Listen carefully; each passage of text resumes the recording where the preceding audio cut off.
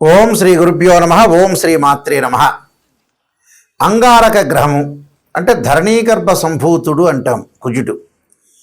ఈ అంగారక గ్రహము జనవరి 16వ తారీఖు నుంచి ఫిబ్రవరి 23వ తారీఖు వరకు మకర రాశిలో ఉత్తరాషాఢ నక్షత్రంలో ఉచ్చస్థానమైన మకర స్థితిలో, అందులో సహజంగా ఉత్తరాషాఢ నక్షత్రం అంటే రవి నక్షత్రము, రవి కుజులు మిత్రులు. మకర రాశిలో ఉచ్చస్థానంలో ప్రవేశంతో ద్వాదశ రాశుల యొక్క ఫలితాలు ఏ విధంగా ఉండబోతున్నాయి మనం చూసుకునేటట్టయితే, దీన్ని ఈ సంవత్సరంలో అత్యంత శక్తివంతమైన సంచారాల్లో ఒకటిగా మనం పరిగణిస్తాం. అంటే మకర రాశి అనేది అంగారకుడు ఉచ్చస్థానం. ఆ ఉచ్చస్థానంలో కూడా ఉత్తరాషాఢ నక్షత్రంలో ప్రవేశంతో 23వ తారీఖు వరకు, ఫిబ్రవరి 23వ తారీఖు వరకు ఉంటారు. అప్పుడు మరి ఎలాంటి ఫలితాలు జరగబోతున్నాయి? సహజంగా అంగారకుడు అంటే ఏంటంటే ధైర్యము, అభిరుచి, సహనము, కోపము, బాధ్యత, శారీరక బలాన్ని, ఓర్పుని సూచిస్తుంటుంది. మకర రాశి సహజంగా ఏంటంటే మకర రాశిలో పుట్టిన వాళ్ళ కొంతమందికి, అంటే ఎక్కువ మందికి, మెజారిటీ ఆఫ్ ద పీపుల్కి క్రమశిక్షణ, సహనము, బాధ్యత, ఓర్పు, అలానే సహనము, ఈ రెండు శక్తులు ఇక్కడ కలుస్తాయి. అంటే కుజుడు మకర రాశిలో సంచారం చేయటం వల్ల కుజుడు ధైర్యాన్ని, సహనాన్ని, ఓర్పుని, మకర రాశిలో జన్మించిన వాళ్ళకి అలానే ధైర్యము, స్నేహము, ఓర్పు, క్రమశిక్షణ, ఈ రెండు శక్తులు కలుస్తున్నాయి. కాబట్టి మరి ఏ విధంగా ఉండబోతుంది? ఈ రెండు శక్తులు కలవటం వల్ల ఇక్కడ మనకి మరింత దృష్టి పెరిగే అవకాశాలు ఎక్కువ ఉంటాయి. అంటే రెండు కలవటం వల్ల కొంత సుఫలితాలు జరగటం ఒకటి. ఈ సమయంలో కొంత తొందరపాటు నిర్ణయాలు తీసుకోకూడదు, ఓపికగా ఉండాలి, స్థిరంగా ఉండాలి, స్థిరంగా ఉండి పనిచేయాలి. నిజమైన ప్రయోజనాలు పొందే అవకాశాలు ఎక్కువ ఉంటాయి. కోపశక్తిని కూడా, అంటే కోపాన్ని కూడా నియంత్రణ చేసుకోవాలి. అలానే సరైన సమయంలో ముందుకు సాగాలి. అంటే సరైన ప్రయాణం చేయాలి, సరైన విషయాలు, సరైన నిర్ణయాలు తీసుకోవటం చాలా ఇంపార్టెంట్. అంటే ఈ సంచార సమయంలో దీర్ఘకాలికమైన ప్రయోజనాలు, విజయాలు కలిగే అవకాశాలు ఖచ్చితంగా ఉంటాయి. కాబట్టి మనం ఎలాంటి నిర్ణయాలు తీసుకోవాలి, అంగారకుడి యొక్క ప్రభావం ఏ విధంగా ఉండబోతుంది, ఇవన్నీ కూడా గోచారరీత్యా చెప్పబడే ఫలితాలు. అంటే పదే పదే నేను చెబుతున్నాను, చాలా జాగ్రత్తగా వినండి. ఎప్పుడు కూడా బర్త్ చార్ట్ వేరు, గోచారం వేరు.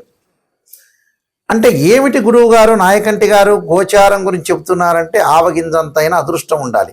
ఎంత కృషి చేసినా కూడా కొంత అదృష్టం అనేది వితిన్ సెకండ్లో వచ్చేదే గోచారం. Point number 1. పాయింట్ నెంబర్ 2 ఏమిటి? Birth chart. బర్త్ చార్ట్ అంటే ఏంటంటే జన్మలగ్నాన్ని నుండి మనం లెక్క వేస్తుంటాం. జన్మలగ్నం నుంచి ద్వాదశ భావాలు ఏ విధంగా ఉన్నాయి.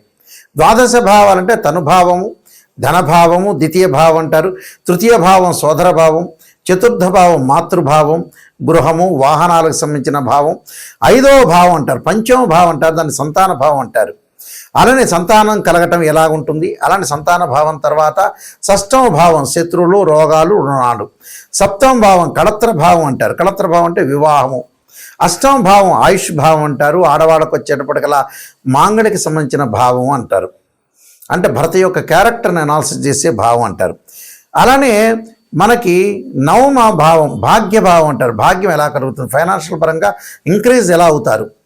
అలానే 10వ భావం అంటారు, అంటే వృత్తి సంబంధించిన భావం అంటారు. ఆ వృత్తి భావం ఏ విధంగా ఉండబోతుంది, ప్రొఫెషనల్ పరంగా వృత్తి, ఉద్యోగ, వ్యాపార రంగాలు ఎలా ఉండబోతుంది. 11వ భావం లాభభావం అంటారు, లాభం ఎలా కలుగుతుంది. వ్యయభావం అంటారు, ఖర్చులు, ప్రేమ, ఇవన్నీ తెలిసేదే వ్యయభావం అంటారు. కాబట్టి ఇవన్నీ కూడా గోచారరీత్యా తెలుస్తాయి. గోచారరీత్యా ఎప్పుడు కూడా రాశిచక్రము, భావచక్రము, నవాంశము, అలానే ఏదైతే ద్వాదశాంశము, త్రింశాంశము, దశమాంశము, అంటే D16 చార్ట్స్ని మనం అనాలిసిస్ చేయాలి. అంటే హోరా చార్టు, అలా రాశి చార్టు, భావచక్రము, ఏదైతే మనకి కుండల్లో 16 లగ్న కుండళ్ళు ఉంటాయి, ఆ 16 లగ్న కుండల్లో మనం అంతా కూడా అనాలిసిస్ చేయాలి. అంటే సప్తాంశ చక్రాల దగ్గర నుంచి, నవాంశం దగ్గర నుంచి, దశమాంశం, ద్వాదశాంశం, త్రింశాంశం, షోడశాంశం, కవేదాంశము, అక్షవేదాంశాలని చక్రాలు 16 చక్రాలు ఉంటాయి. 16 చక్రాలని ఒక కాంబినేషన్ చూసుకొని జాతకాన్ని మనం అనాలిసిస్ చేస్తాం. అలా జాతకాన్ని అనాలిసిస్ చేస్తేనే అది బర్త్ చార్ట్ అంటారు. బర్త్ చార్ట్ అంటే ఒక చెట్టుకి వేళ్ళు ఉన్నది బర్త్ చార్ట్, వేళ్ళు ఉంటాయి, ఆ వేళ్ళే బర్త్ చార్ట్. ఒక చెట్టు ఉంటుంది, ఆ చెట్టుకు వేళ్ళు ఉంటాయి, వేళ్ళకు కాండం ఉంటుంది, కాండకు కొమ్మలు ఉంటాయి, ఆ కొమ్మలకు ఆకులు ఉంటాయి, ఆ ఆకులు రాలిపోతూ ఉంటాయి. ఆకులు ఎప్పుడు వస్తాయి? రైన్ సీజన్లో వస్తాయి, వింటర్ సీజన్లో అలా ఉంటాయి, సమ్మర్ సీజన్లో కింద పడిపోతుంటాయి. ఆకులు కింద పడడాన్ని గోచారం అంటారు. అంటే గోచారం అంటే ఏంటంటే గ్రహాలు మార్పులు ఎక్కువగా జరుగుతుంది. బర్త్ చార్ట్ అంటే ఏంటంటే కాన్స్టెంట్గా ఆ గ్రహాలు అక్కడ ఉంటాయి, దశలు అంతర్దశలు 16 లగ్న కుండల్ని మనం అనాలిసిస్ చేస్తే బర్త్ చార్ట్ అనేది చాలా మోస్ట్ ఇంపార్టెంట్. బర్త్ చార్ట్ 80%, గోచారం ఎప్పుడు కూడా 20% రిజల్ట్స్ ఇచ్చే అవకాశం ఉంటుంది. కేవలం బర్త్ చార్ట్ చాలా మోస్ట్ ఇంపార్టెంట్. అలానే గోచారం అంటే ట్రాన్సిట్ సిస్టమ్ అంటారు. ట్రాన్సిట్ సిస్టమ్ ఎప్పుడు కూడా మనకి 20% సపోర్ట్ చేస్తుంటుంది. ఆ సపోర్ట్ ఎంతవరకు ఉంటుందో మనం తెలుసుకోవటమే చాలా మోస్ట్ ఇంపార్టెంట్. ఈ అంగారగ్రహం ద్వాదశ రాశుల వాళ్ళకి ఎలాంటి ఫలితాలు జరగబోతున్నాయో మనం ఒక్కసారి పరిశీలన చేద్దాం. తులారాశి వారికి అంగారకుడి యొక్క ప్రభావం ఏ విధంగా ఉందో ఒక్కసారి చూద్దాం. సప్తమాధిపతి ద్వితీయాధిపతి అయిన కుజుడు ఇక్కడ వీళ్ళకి చతుర్థ స్థానంలో ఉంటాడు. ఈ చతుర్థంలో ఉంటే ఎలాంటి ఫలితాలు జరుగుతాయి? కుటుంబ పరంగా కలహాలు రాకుండా, మానసికంగా ఒత్తిడి గిరి కాకుండా చూసుకోండి. అంటే ఏ చిన్న విషయానికి కూడా అనవసరమైన ప్రతిస్పందనలు చేయొద్దండి.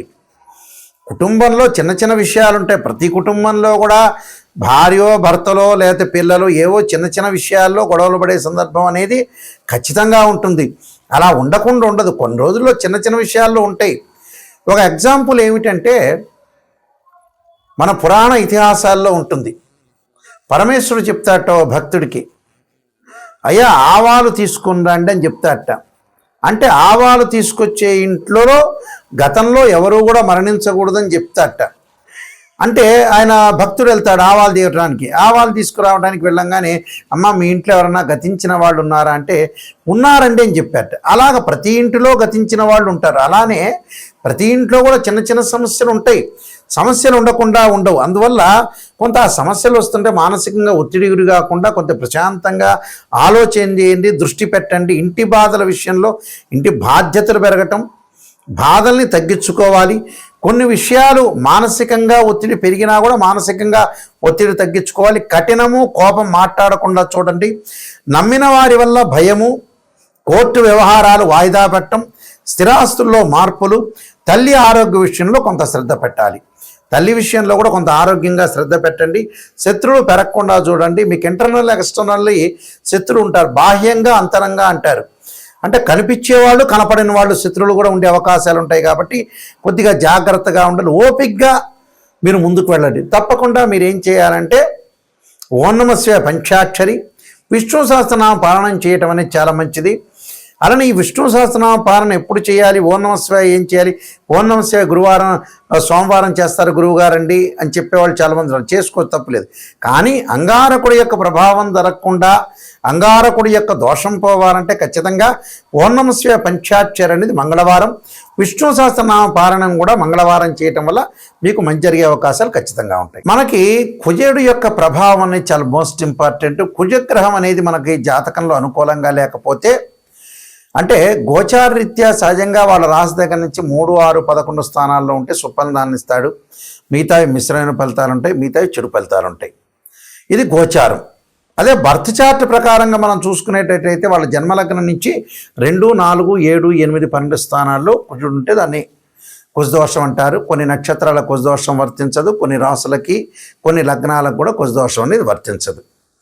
అయితే ఇక్కడ అంగారక గ్రహం యొక్క ప్రభావం ఏ విధంగా ఉంటుంది, దాని నివారణ ఎలా చేసుకోవాలంటే సహజంగా అంగారకుడి యొక్క హోమము, అంగారకాగ్నే శక్తి అస్తాయి ధీమే తన్నో భౌమ ప్రచోదయాత్ అనే మంత్రాన్ని, తత్పురుషా విద్యే మహాసేనాయ ధీమే తన్నో షణ్ముఖ ప్రచోదయాత్ అనే మంత్రాన్ని చక్కగా చదువుకోవాలి. అంటే తత్పురుషా విద్యే మహాసేనాయ ధీమే తన్నో షణ్ముఖ ప్రచోదయాత్ అనే మంత్రాన్ని చదువుకోవాలి. లేకపోతే అంగారక గాయత్రి మంత్రం. ఇక సహజంగా అందరికీ తెలిసింది ఏంటంటే ధరణీగర్భ సంభూతం విద్యుత్కాంతి సమప్రభం కుమారశక్తి అస్తంచ మంగళం ప్రణమామ్యం. అంటే కోర్టు సమస్యలున్నా, అన్నదమ్ముల మధ్యలో గొడవలు జరుగుతున్నా, పిత్రార్జిత సమస్యలున్నా, కెమికల్ కంపెనీ వాళ్ళకి కానీ, రియల్ ఎస్టేట్ వాళ్ళకి కానీ, కన్స్ట్రక్షన్స్ వాళ్ళకి కానీ, ఎవరికైతే వివాదాలు, ఆర్గ్యుమెంట్స్, పోలీస్ స్టేషన్లు, కోర్టు సమస్యలు ఉంటాయో వీళ్ళందరూ కూడా తప్పకుండా అంగారకుడి యొక్క ఆరాధన, శ్రీ వల్లీ దేవసేన సంస్థ సుబ్రహ్మణ్య స్వామి యొక్క ఆరాధనకి చేయాలి. వివాహం కాని వాళ్ళు కూడా ఖచ్చితంగా అంగారకుడి యొక్క జపం, అంగారకుడి యొక్క హోమం, అలాగనే కందులు దానం చేయటం, ఎర్రని వస్త్రము, ఎర్రని గొడుగు, ఎర్రని చెప్పులు, ఎర్రని పూలు లాంటివి దానం చేయటం వల్ల కూడా వీళ్ళకి మంచి జరిగే అవకాశాలు ఖచ్చితంగా ఉంటాయి. నిజంగా ఎవరైనా సరే జాతకాన్ని తెలుసుకునే వాళ్ళు నెగిటివ్ అయినా పాజిటివ్ అయినా తెలుసుకోవాలి. చాలామంది కూడా ఈ మధ్యకాలంలో ప్రతి సంవత్సరం కూడా బాగానే ఉందండి గురువు గారండి, ఈ సంవత్సరం బాగుంటుంది, వచ్చే సంవత్సరం బాగుంటుంది, గురువుల దగ్గరికి వెళ్ళంగానే ప్రతి వాళ్ళు అలా చెబుతూ ఉన్నారు ఈ మధ్యకాలంలో. అవన్నీ కూడా గోచారీత్యా చెప్పబడే ఫలితాలే కానీ బర్త్ చార్ట్ అనుసరించి కావు. అందువల్ల మా దగ్గర ఎవరైతే జాతకాన్ని మనం కన్సల్ట్ చేస్తారో వాళ్ళకి నెగిటివ్ అయినా పాజిటివ్ అయినా తెలుసుకునే వాళ్ళు మాత్రమే నా దగ్గర ఫోన్ చేయండి. నిజాన్ని తెలుసుకోవాలి, బాగుపడాలనుకునే వ్యక్తులు మాత్రమే ఫోన్ చేయండి. చాలామంది కూడా అంతా అయిపోయిన తర్వాత 70 ఏళ్ళకు వచ్చి నాయకంటి గారు మేము ఎలా సంపాదించాలనే వాళ్ళు చాలామంది ఉంటారు. 60 ఏళ్ళు రావటం ఎప్పుడు పెళ్లి చేసుకోవాలని చెప్పేవాళ్ళు, 50 ఏళ్ళు కాగానే ఎప్పుడు సంతానం అనే వ్యక్తులు చాలామంది ఉన్నారు ప్రపంచంలో. మన జీవితం అంతా కూడా మన చేతుల్లోనే ఎక్కువ పర్సెంట్ ఉంటుంది. మనం నాశనం చేసుకున్నట్టు అవుతుంది. అంటే స్వయంకృత అపరాధం అనేది చేయొద్దండి. నిజాన్ని తెలుసుకోండి, ముందు అలర్ట్ కాండి. ఎవరైనా సరే ఫైనాన్షియల్ పరంగా ఇన్కమ్ సంపాదించాలని వాళ్ళ దశలు అంతర్దశలు చూడాలి. కొన్ని ఎక్కువ మంది జాతకాల్లో ఈ కాలంలో 50-55కే వాళ్ళ జీవితం అనేది ముగుస్తుంది. ముగియటం అంటే ఏంటంటే అంతకంటే ఫైనాన్షియల్ పరంగా ఆ తర్వాత సంపాదించలేని స్థితి వచ్చే అవకాశం ఉంటుంది. కాబట్టి స్టెబిలిటీ 55 కల్లా స్టెబిలిటీ కావాలి. ఆ తర్వాత ఫైనాన్షియల్ పరంగా గ్రోత్ ఉన్నా లేకపోయినా కూడా ఉన్నది పెట్టుకొని తినే అవకాశం ఉంటుంది. మెంటల్ టెన్షన్ లేకుండా ఉద్యోగపరంగా కానీ, వ్యాపార పరంగా కానీ, వృత్తిపరంగా కానీ కొంత జాగ్రత్తగా ఉండి ముందుకు వెళ్ళండి అని మా సూచన. ఎందుకంటే నేను నెంబర్ ఆఫ్ ఆస్ట్రాలజీ బుక్స్ రాశాను, అలానే నా క్వాలిఫికేషన్స్ అన్నీ కూడా మీకు కనపడుతూ ఉంటాయి. నేను 15 పుస్తకాలు, కాలసర్పయోగము, కాలసర్పయోగ చంద్రిక, రాహుకేతులు, ఛాయాగ్రహాలు, పుత్రగణపతి వ్రతము, వివాహ మార్తాండము, జాతక చంద్రిక, స్వప్నశాస్త్ర ఫలదీపిక, బృహత్ పరిహార సింధు, సర్వదేవతా గోత్రపురులు, సర్వదేవతా గోత్రులు పార్ట్ 1, పార్ట్ 2 ఇలాంటి నెంబర్ ఆఫ్ ఆస్ట్రాలజీ నేను గ్రంథాలన్నీ కూడా రాశాను. అవన్నీ కూడా మోహన్ పబ్లికేషన్ రాజమండ్రి వాళ్ళ దగ్గర దొరుకుతాయి. మా దగ్గర కావాలంటే కూడా మా దగ్గర కూడా మేము పంపిస్తాము. www.nayakanti.com, www.nayakanti.in చూడండి. చూసిన తర్వాత నిజంగా తెలుసుకోండి, జాతకాన్ని నిజంగా తెలుసుకోండి, ముందుకు వెళ్ళండి. నిజం తెలిస్తేనే మనకు మంచి జరిగే అవకాశాలు ఖచ్చితంగా ఉంటాయి. అబద్ధపు ముసుగులో, అసత్యపు ముసుగులో ఉంటే జీవితం అంతా కూడా మన లైఫ్ అనేది ముందుకు వెళ్ళదు. వెనక్కి తిరిగి చూసుకునేటప్పటికల్లా మన టైం అయిపోతుంది. కాబట్టి కొంత జాగ్రత్త వివరించి మీరు ముందుకు వెళ్తే మీకు మంచి జరిగే అవకాశాలు ఖచ్చితంగా ఉంటాయి. మీ అందరికీ కూడా మంచి జరగాలని ఆశిస్తూ సర్వే జనా సుఖినో భవంతు.